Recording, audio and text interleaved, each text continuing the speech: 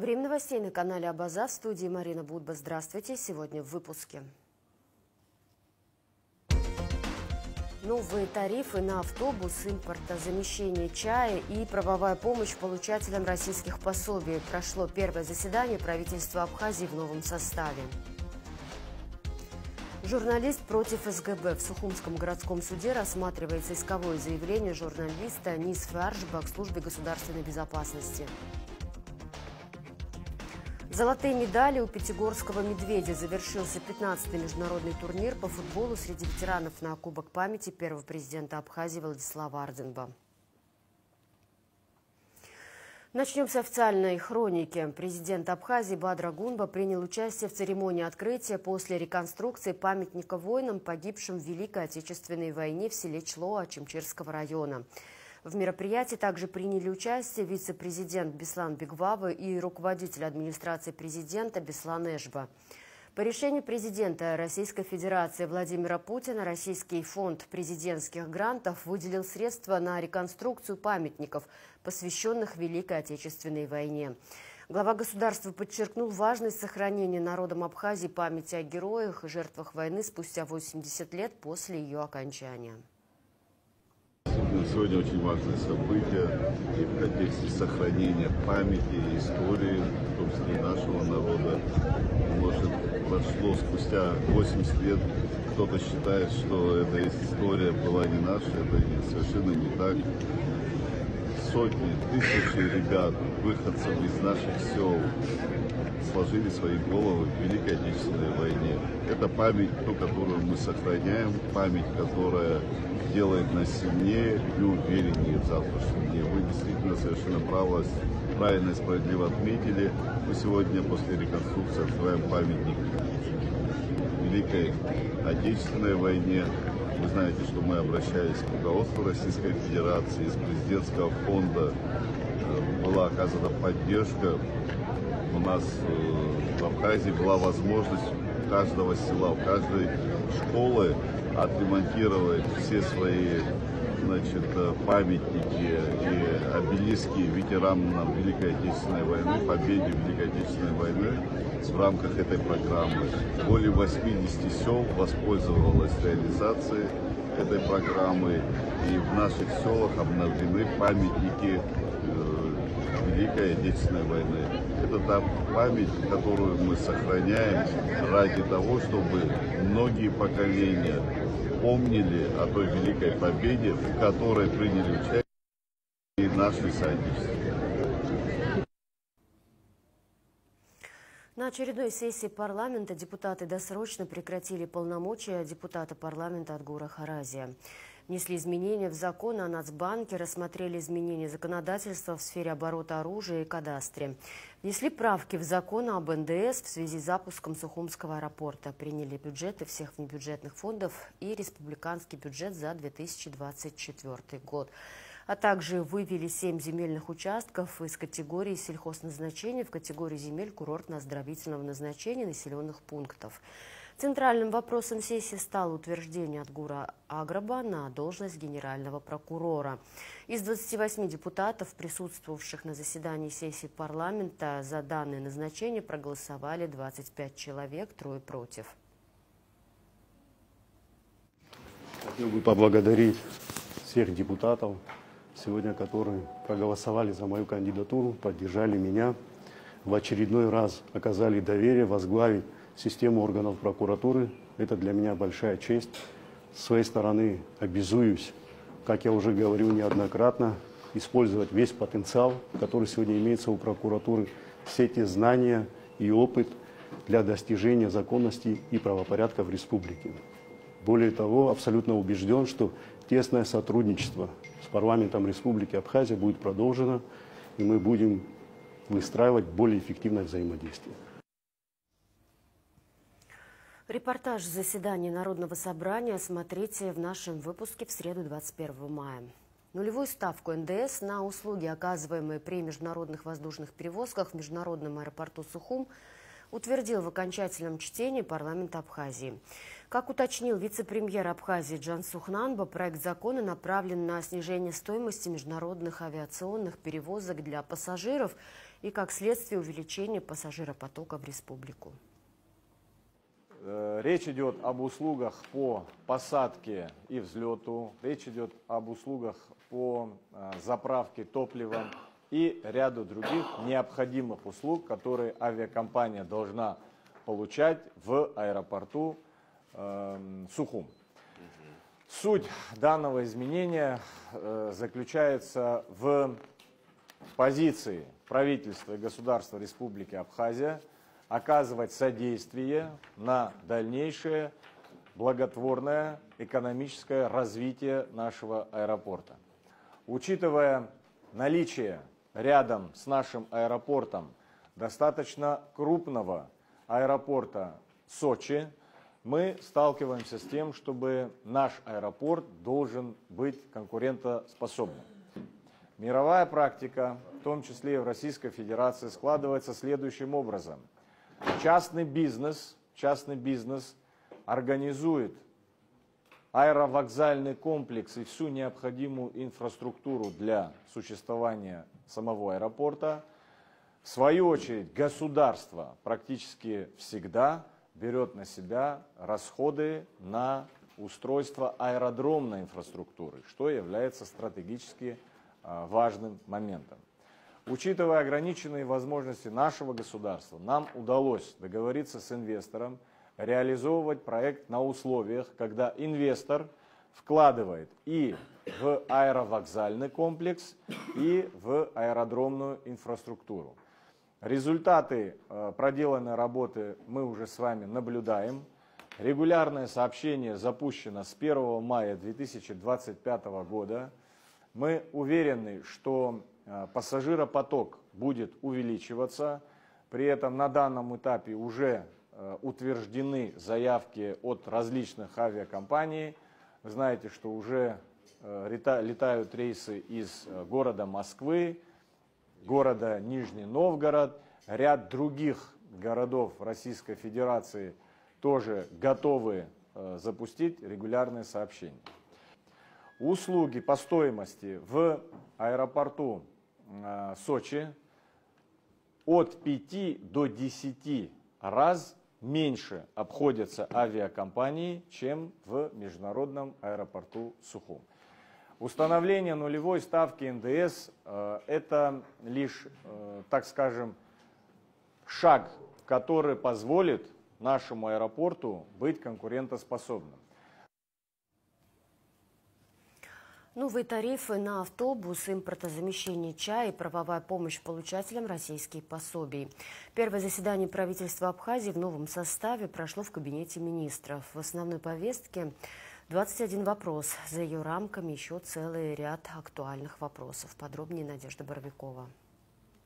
Открывая первое заседание нового кабинета министров, премьер Владимир Делба приветствовал членов правительства, как новоназначенных, так и тех, кто остался в прежней должности. Приблизительно половина кабинета министров – это новые назначения. Прежде чем начать заседание, я хочу вас еще раз поздравить с новыми назначениями, пожелать успехов в работе. Работы очень много, задачи по-прежнему остаются важнейшими. Очень полагаю, что, как и прежде, мы будем достигать успехов, новых успехов. Ну и, соответственно, хотел бы выразить признательность членам правительства, которые работали ранее. Вот их труд, работа, конечно, в последние годы была весьма заметна. Это отражалось на темпах показателей социально-экономического положения в стране и, соответственно, давало нам определенные результаты, принимать новые решения для того, чтобы повышать качество жизни наших граждан и улучшать их благосостояние. Первый утвержденный вопрос нового Кабмина – замена водительских прав гражданам Абхазии и иностранцам с видом на жительство теперь будет проводиться без экзаменов. Кроме того, принят ряд положений по укреплению мер финансовой дисциплины при валютных операциях. Это нормы, необходимые для исполнения закона о валютном регулировании от 2024 года. Еще ряд вопросов представил министр сельского хозяйства Беслан Джопуа. Так, вся сельхозтехника, проходящая регистрацию в министерстве, теперь будет будет обеспечена номерными знаками с соответствующей серией. Содействие в этом вопросе окажет МВД Абхазии. Также осталась неизменной и утверждена на этот год предельная численность работников аппарата министерства в количестве 27 штатных единиц и сумма на содержание в районе 14 миллионов рублей в год. Кроме того, члены правительства поддержали списание многолетних насаждений цитрусовых в селе Псырцха и фейхоа в цитрусовом совхозе Гагарского района. Во всех этих трех проектах действительно на 80% этих насаждений уже на этой территории нет. Они все 82-85 года насаждения, биологически устаревшие. Это в частности в Белорусском районе, в селе Псырцха. Далее она идет тоже Псырцха 0,25 га. И третий проект это совхоза Абхазия 0,97 га. Ну, единственное, здесь мы обязаны и должны за этим прослеживать, что второй пункт этого постановления: высвобождаемую землю, земельный участок использовать для сельскохозяйственных целей. Но не всегда нам, к сожалению, приходится или возможность есть такая, как бы придерживаться этого пункта, потому как уже на основе своих прав местные органы самоуправления уже представляют другие документы, создают также документы и идет изменение категории. Ну, насколько мы можем влияем на эту ситуацию, но пока, к сожалению, все те территории, кроме двух случаев в Гагаровском районе, в дальнейшем идет изменение категории. Полный репортаж Надежды Боровиковой смотрите после выпуска новостей. Политические и общественные организации выражают серьезную обеспокоенность в связи с участившимися случаями обвинений в мошенничестве в отношении граждан Республики Абхазия, обладающих российским гражданством и получавших социальные выплаты от органов социальной защиты Российской Федерации. Как отмечается в заявлении, особое возмущение вызывает давление на матерей, получавших пособие по уходу за детьми и материнский капитал. Эти обвинения унизительны и несправедливы. По имеющимся данным, все выплаты производились российскими органами власти на основании действительных документов, включая российские паспорта и свидетельства о рождении. Граждане Абхазии, обладающие российским гражданством, участвуют в выборах в органы власти Российской Федерации, соответственно, имеют законное право на меры социальной поддержки. В этой связи политические и общественные организации обращаются к министру иностранных дел Республики Абхазия Олегу Барциц с предложением провести срочные консультации с послом Российской Федерации в Республике Абхазия Михаилом Шургалиным и другими российскими структурами с целью урегулирования данной ситуации. Заявление об инвестиционном соглашении между Республикой Абхазия и Российской Федерацией считают поспешными и преждевременными. Республиканские политические партии ФНЯП, СНЭ, Акзара, республиканские общественные организации АРО, АНД и Современное государство. В связи с интервью заместителя министра экономического развития Российской Федерации Дмитрия Вольвача, опубликованным 17 мая, ряд политических партий и общественных организаций Республики Абхазия сделали заявление, в котором, в частности, отмечается: попытки вновь поднимать вопросы о льготах и преференциях для крупного российского капитала при отсутствии системных гарантий для всех инвесторов воспринимаются как вмешательство во внутренние дела суверенного государства. Это может привести к новой волне дестабилизации и напряженности в абхазском обществе. Кроме того, в заявлении отмечается: на сегодняшний день в соответствии с законом Республики Абхазия об инвестиционной деятельности в стране успешно работает более 3000 инвесторов из Российской Федерации, представляющих малый, средний и крупный бизнес. Их интересы также заслуживают защиты и не должны ущемляться в пользу еще более крупных игроков, что будет восприниматься обществом как несправедливо. Мы убеждены, что главным приоритетом на данном этапе должно стать формирование национальной повестки развития. Это создаст прочную основу для политической стабильности и обеспечит наилучшие условия для устойчивого, взаимовыгодного и справедливого сотрудничества между Республикой Абхазия и Российской Федерацией в интересах наших народов, а не отдельных групп. Конец цитаты. Журналист против СГБ в Сухумском городском суде рассматривается исковое заявление журналиста Нисфы Аржбак службе государственной безопасности по статье о защите чести, достоинства и деловой репутации.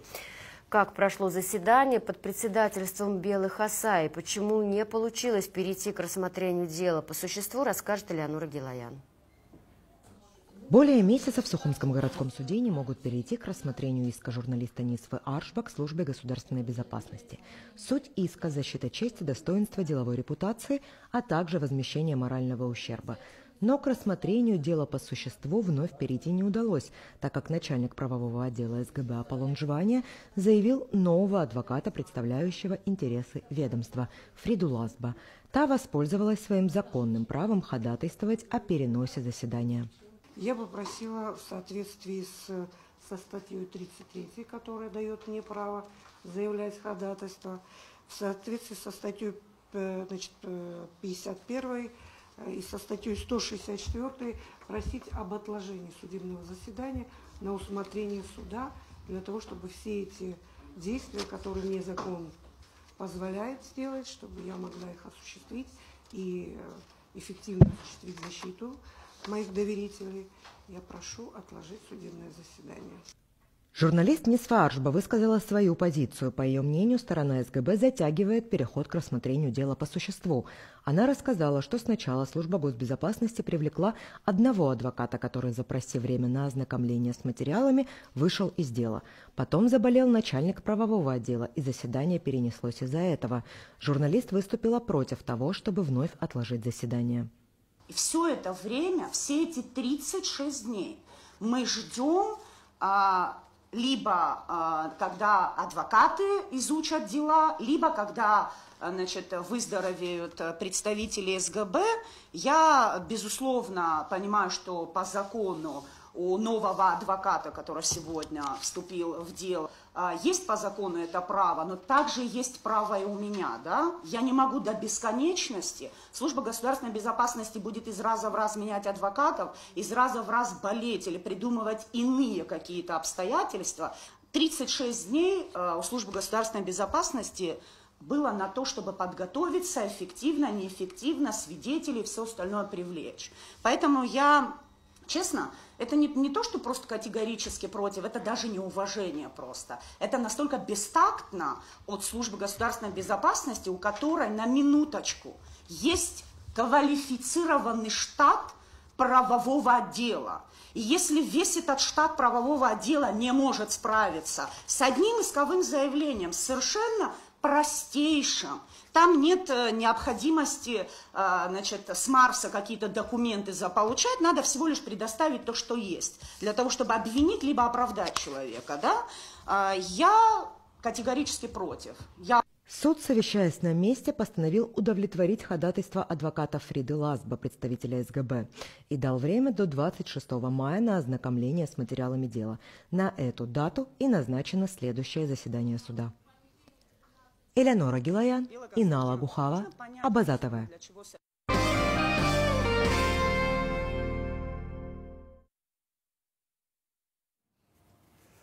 О внешней политике. В преддверии 64-го раунда международных дискуссий по безопасности и стабильности в Закавказье 19 мая состоялась встреча исполняющего обязанности заместителя министра иностранных дел Республики Абхазия Одиссея Бигвава с заместителем министра иностранных дел Российской Федерации Михаилом Галузиным.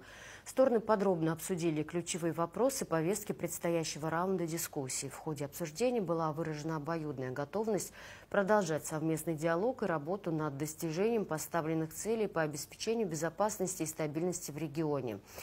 Особое внимание было уделено значимости заключения юридически обязывающего документа о неприменении силы между Республикой Абхазия и Грузией, а также делимитации грузино-абхазской границы с ее последующей демаркацией. На филологическом факультете Абхазского университета торжественно открыли кабинет абхазского языка имени абхазских ученых, сестер, кандидатов филологических наук, доцентов Тамары Платоновны и Екатерины Платоновны Шакрыл. Это событие – дань глубокого уважения их многолетнему плодотворному труду и неоценимому вкладу в развитие науки и образования Абхазии. Репортаж Фаины Мато с открытия кабинета смотрите после выпуска новостей. За значительный вклад в развитие культуры и укрепление абхазо-российских культурных связей генерального директора Государственного русского театра драмы имени Фазили Искандера Ираклия Хиндба наградили почетной грамотой Народного собрания парламента Республики Абхазия. Депутаты отметили высокий профессионализм актеров театра и его руководителей, пожелали им дальнейших творческих успехов. Почетными грамотами и медалями за вклад в развитие отечественной медицины медиков, участвующих в диспансеризации детей, наградил глава Минздрава Эдуард Будба. Он подчеркнул, что врачи на протяжении 3 месяцев неустанно трудились во всех районах страны. В результате около 27 тысяч детей школьного и дошкольного возраста прошли профилактические осмотры. Совместная работа Минздравов Абхазии и России, Народного фронта, Национального медцентра здоровья детей при поддержке Фонда президентских грантов привела к значимым результатам, которые помогут защитить здоровье нашего будущего поколения, добавил министр. Благодарственные письма медикам вручило представительство Россотрудничества в республике. Фотовыставка работ президента гильдии профессиональных фотографов России Сергея Лидова, посвященная 80-летию первого президента Абхазии Владислава Ардзенба, открылась в Доме Москвы в Сухуми. Подробнее в репортаже Алисы Адлиба. Выставка известного советского и российского фотографа, президента гильдии профессиональных фотографов России Сергея Лидова в честь 80-летия со дня рождения первого президента Абхазии Владислава Ардзенба открылась в Доме Москвы в Сухуми. Здесь представлены 19 уникальных фотографий, на которых запечатлены важные моменты жизни и деятельности Владислава Ардзенба. Фотография для меня образ жизни.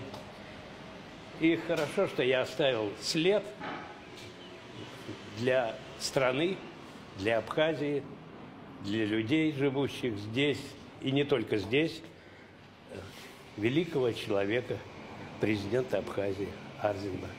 Я чувствую полного восторга, но в то же время полной печали, потому что это был не только президент Абхазии, это был мой друг, очень хороший и гениальный человек просто.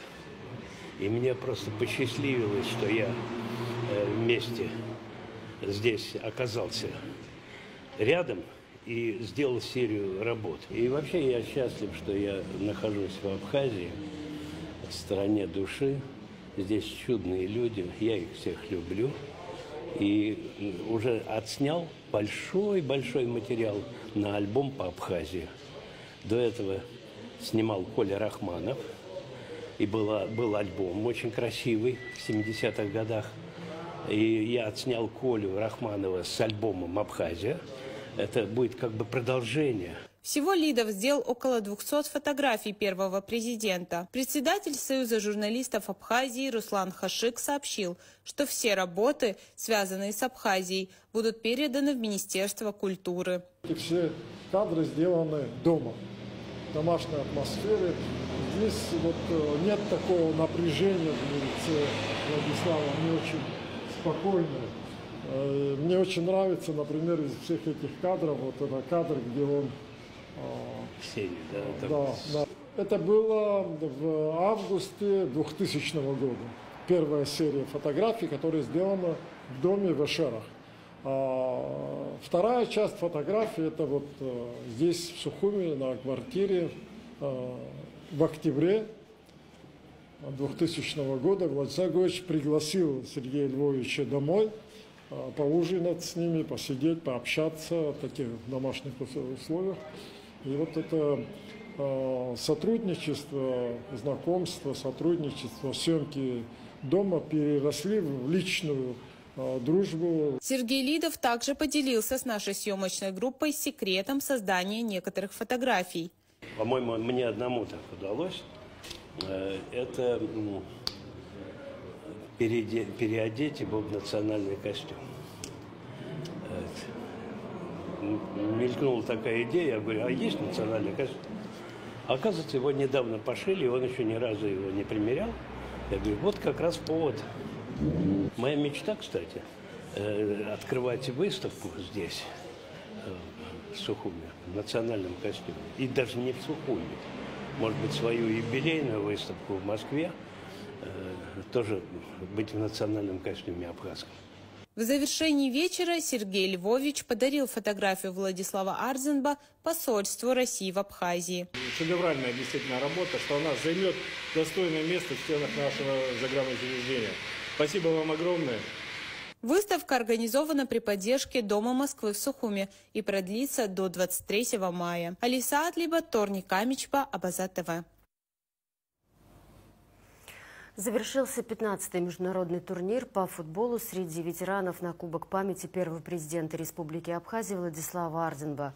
Об открытии, ходе и итогах турнира в репортаже Лауры Шаровой. С 13 по 19 мая на стадионе МХК-арена села Алахадзы проходил 15-й международный турнир по футболу среди ветеранов на Кубок памяти первого президента Республики Абхазия Владислава Арзенба. В юбилейном турнире приняли участие 10 команд. Рубин, город Сухум, Эрцаху, город Ачимчира, Киарас из Пицунды, Алания, Республика Южная Осетия, ветераны Ростовской области, Чалтер, Мясниковский район, Ростовская область, Арсенал, Ленинградская область, Медведь из Пятигорска, Адлер из города Адлер и Кара-Алтын, Республика Узбекистан. Несмотря на проливной дождь, учащиеся школ Гагарского района представили флешмоб, посвященный 3 юбилейным датам: 80-летию Владислава Григорьевича Арзенба, 80-летию Великой Победы, 15-летию турнира. Всех участников и гостей поздравил президент Республики Абхазия Бадра Гумба. Уважаемая Мадина Владиславовна, уважаемые соотечественники, гости, позвольте поздравить вас с проведением международного турнира по футболу среди ветеранов. Юбилейный турнир, 15-й. Для нас очень важно, что такого рода спортивные события проходят на территории Абхазии. Спорт – это жизнь, это движение вперед.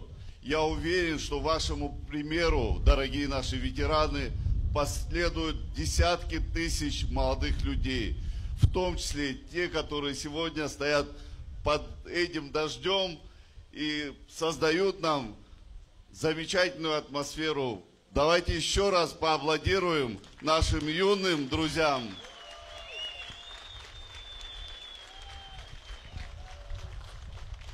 Дорогие друзья, турнир проходит в память великого лидера национально-освободительного движения, первого президента нашей страны Владислава Григорьевича Арзенба.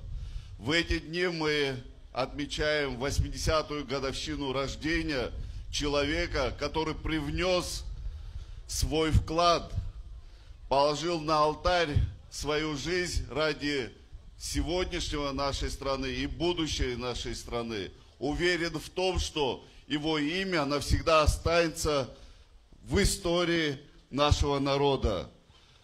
В эти дни мы также отмечаем 80-ю годовщину Великой Отечественной войне, в которой участвовали десятки тысяч наших выходцев.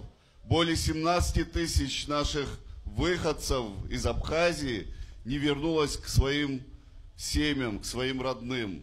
Мы чтим и память этих людей и уверен, все наши дальнейшие помыслы, действия будут направлены на сохранение памяти людей, которые дали нам возможность жить и развиваться. Еще раз поздравляю вас с этим замечательным турниром, благодарю организаторов, уверен, что границы этого турнира будут расширяться. Спасибо.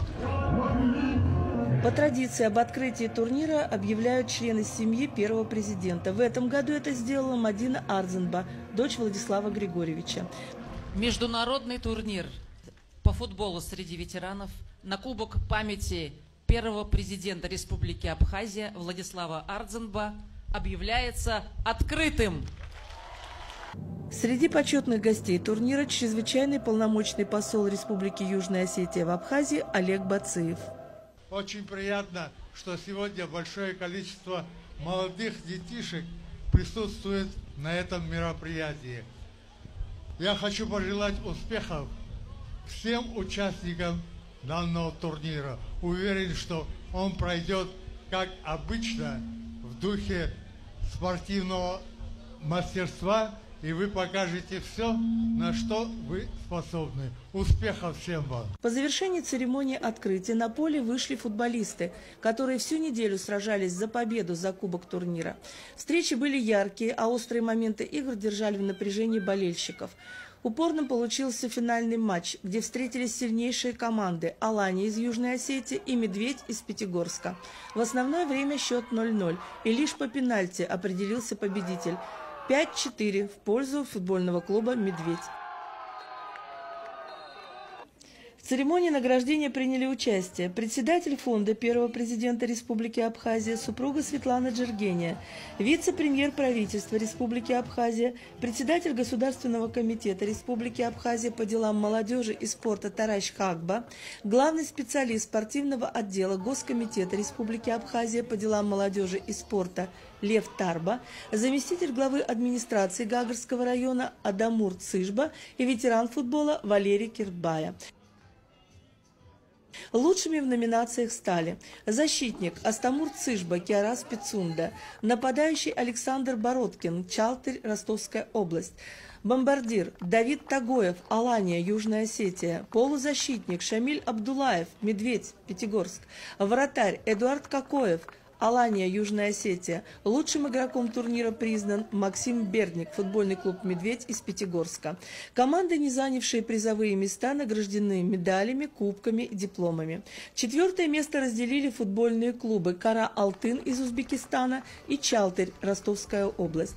3-е место у Пицунского Киараза. Серебро завоевали футболисты команды «Алания» из Южной Осетии. И 2-й год подряд золото увозит Пятигорский «Медведь». Обращаясь к участникам турнира, вице-премьер правительства Республики Абхазия, председатель Госкомитета Республики Абхазия по делам молодежи и спорта Тараш Хагба сказал: Уважаемая Светлана, дорогие участники сегодняшнего праздника, для меня большая честь быть здесь на закрытии очень важного турнира в честь великого сына своего народа Владислава Григорьевича Арзенбаха. Я хочу сказать слова благодарности всем тем людям, которые ежегодно вносят свой вклад в реализацию. Вот уже 15-й год этого великого турнира. Огромное спасибо командам, которые доверяют нам, приезжают к нам. Их становится ежегодно все больше и больше. Огромное спасибо всем тем людям, которые всеобщими усилиями делают все, чтобы этот турнир существовал и развивался. Ну и, конечно же, команда «Медведь» Пятигорск за стабильность, за профессионализм. Вот уже вы 2 года подряд выигрываете, много лет принимаете участие, показываете великолепный футбол. Спасибо за все, что вы делаете. Еще раз с праздником! Памятными дипломами и кубками отмечены отдел образования администрации Гагарского района, школы района, хореографический ансамбль «Нарт», принявший участие в церемонии открытия турнира. Особые слова благодарности Гагарской средней школе номер 4. Вот сейчас я очень хочу, чтобы вы запомнили, что есть у вас сил. Потому что Марина Сафаровна, это моя дорогая Марина Сафаровна, которая сказала: Лаура, дай нам задачу, и мы все сделаем. Они сделали потрясающий флешмоб. И несмотря на то, что это все состоялось, Марина Сафаровна, у тебя номинация за эксклюзивный флешмоб для церемонии открытия. У тебя отдельный кубок.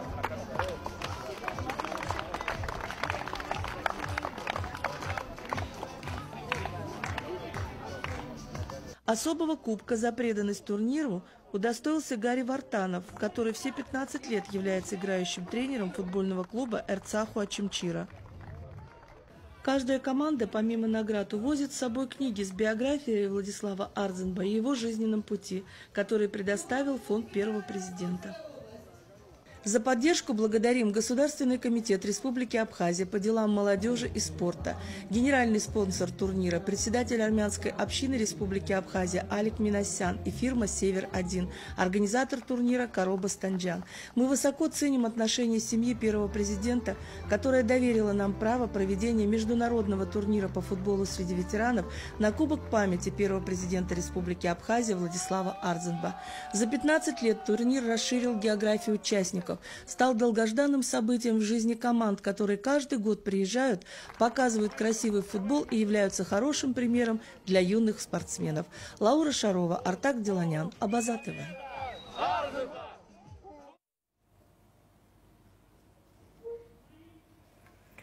Начала свою работу совместная выставка общественной организации «Абхаздеск» с Институтом экологии Абхазии и факультетом искусств Национального университета. В рамках уникального проекта синтеза искусства и науки организация «Абхаздеск» на базе Института экологии запустила общедоступную платформу, призванную не только повысить осведомленность общества об актуальных проблемах экологии, но и помочь в переработке вторсырья. Выставка, с которой начинается работа данной площадки, представлена 10 масштабными и эксклюзивными работами студентов факультета искусств ФАГУ, выполненными преимущественно из вторичных материалов, например, старых бутылок и бумаги. Экспозиция будет доступна для посещения всех желающих до 25 мая. Сегодняшнее событие – это не просто выставка и инсталляция работ студентов Абхазского государственного университета. По сути дела, это открытие новой опытной лаборатории по переработке вторичных отходов. Ну, как известно, экологическая проблема сегодняшнего дня, она и глобальная, и локальная, абхазская. Это вторичные отходы, которые требуют утилизации. И вот данная лаборатория призвана найти такие технологические решения, ну, в первую очередь это касается бумаги. А где бумага, там и искусство, естественно. Значит, и вот первые пробы, связанные с переработкой бумаги, они связаны с созданием, значит, такой продукции, которой заинтересовались художники в первую очередь. И поэтому сегодняшняя инсталляция студентов, она напрямую связана именно с этими продуктами вторичной переработки. Спортсмены Гулрыбского района заняли первое общекомандное место в первом международном турнире Абхазия Open Cup по карате Кёкюсинкай. Соревнования были приурочены к 80-летию со дня рождения первого президента Абхазии Владислава Арзенба. Второе место заняли спортсмены Ачимчирского района, третье – спортсмены города Сухум. В турнире принимали участие 157 юных каратистов в возрасте от 6 до 17 лет из Абхазии, России и Южной Осетии. В завершении выпуска прогноз погоды.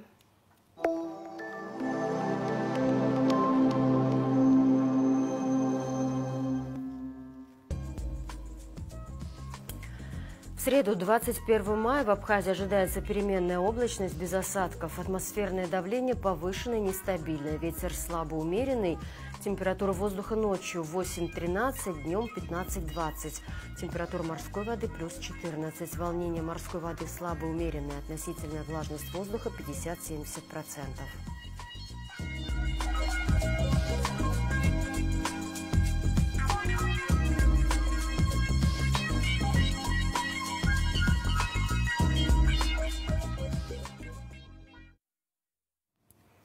А на этом у меня все. Я с вами прощаюсь. Всего доброго и до свидания.